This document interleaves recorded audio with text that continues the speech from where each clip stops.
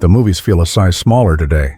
The glow is dimmer, the beat a little off. On October 11th, 2025, in the hush of her California home, Diane Keaton, a beacon of candor and grace, left us at 79. When the headline hit, it was as if the clock paused. How do you part with someone who, in your loneliest moments, made you feel truly seen? For over 5 decades, she wasn't just a marquee name, she was a measure of truth. Through The Godfather and Annie Hall, she stretched the frame of on-screen womanhood, funny, fragile, fearless, and unmistakably human.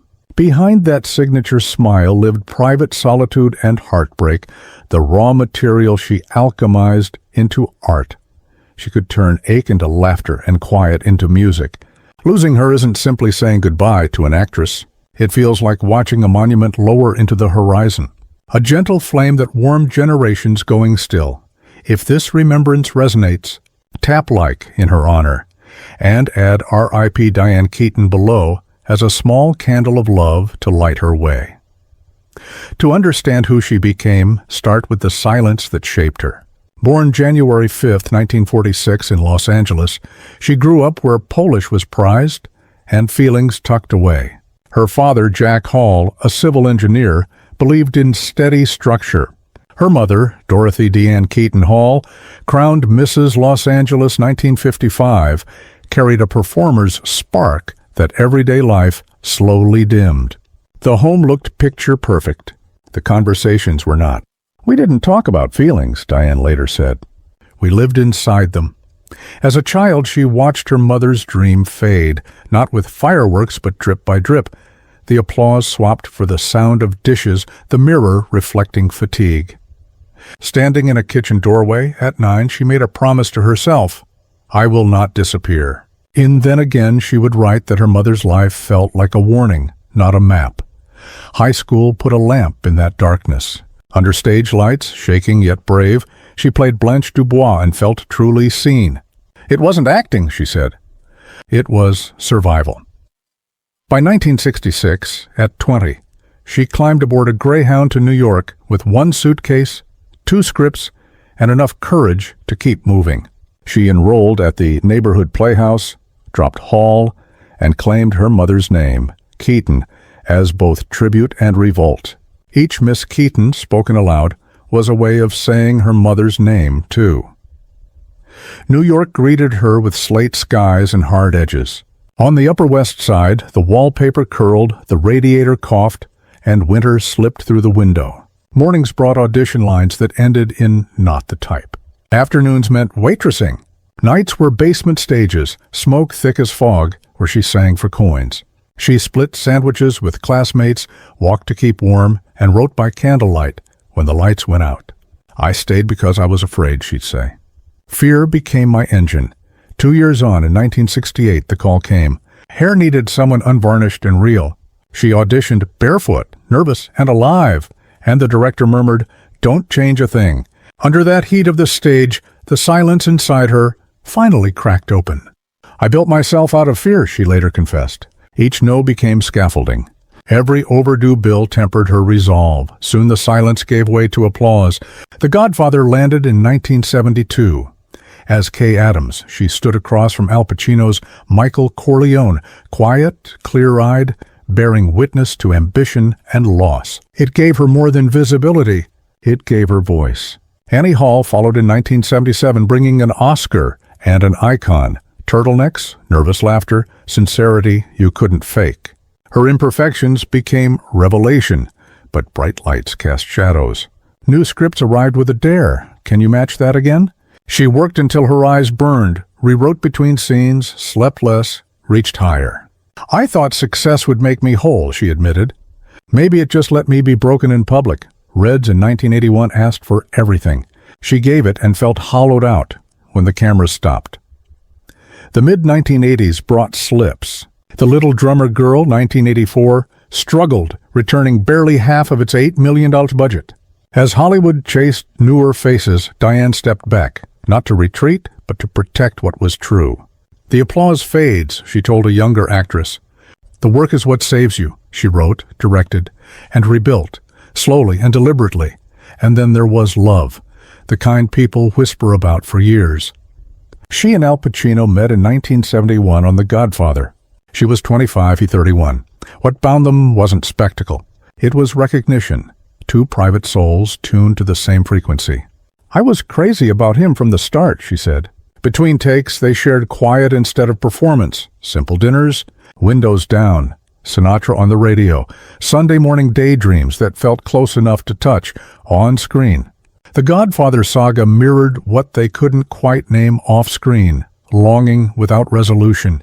During part 2, they walked New York at dawn, trading Shakespeare for laughter in the wind. I kept hoping he'd see me the way I saw him, she admitted.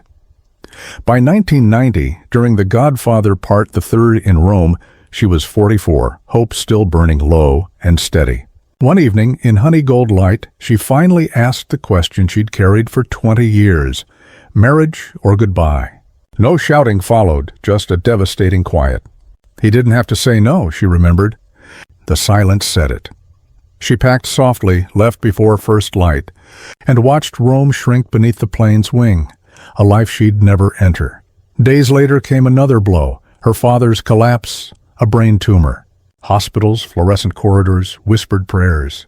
Next time, kiddo, he used to say, after her early disappointments, love without conditions. Losing him felt like the last lamp switching off. I broke then, she said. Not loudly, just broke. Therapy became her anchor, not to erase, but to breathe. People don't realize what it feels like to never be the first choice, she said once. Not bitter, only honest. In time, she did the rarest thing, rebuilt from rubble. She stopped waiting for rescue and made a home inside herself. The silence that once hurt became space where she could finally exhale. Then came a new chapter, motherhood. In 1996, she adopted Dexter. 5 years later, Duke. They saved me, she said.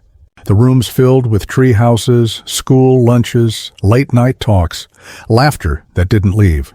I thought I wanted romance, she joked.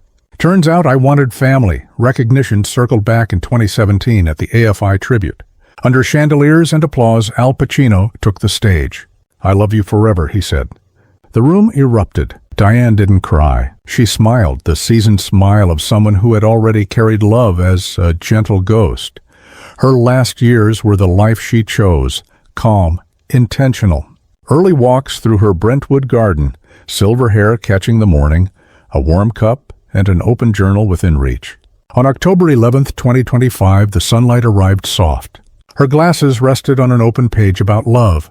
Dexter found her in her favorite chair, turned toward the light. No struggle, no sound. A final, quiet breath. The family's words were simple.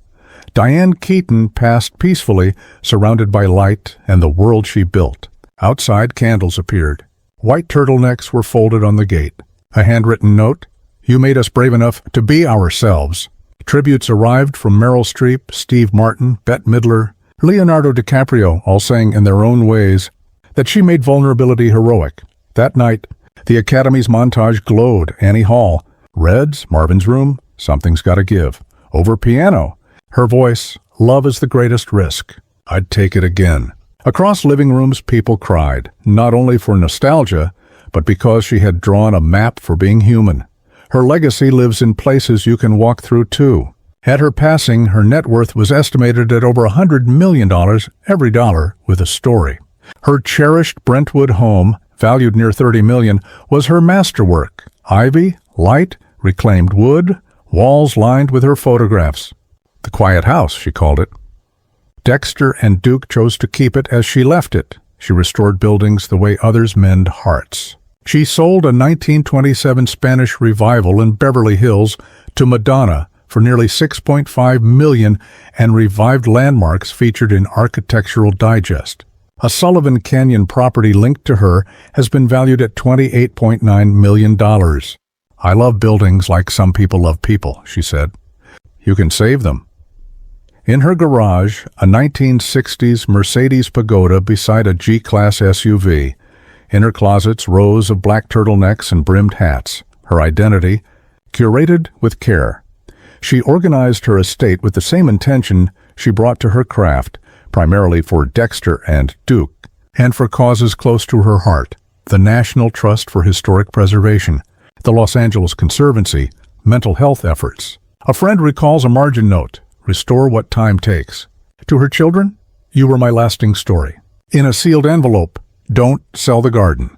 Let it grow wild. That's where I'll be. Her art collection, California landscapes, works by Ed Ruscha, sculptures by women she felt the world overlooked, was planned in part for LACMA, ensuring beauty and women's voices continue to shine. She gave quietly, too, the Women's Cancer Research Fund, the Alzheimer's Association, the Children's Hospital of Los Angeles. Preserve what's good, she wrote. A building, a mind, a heart. In the end, her boldest act was gentleness.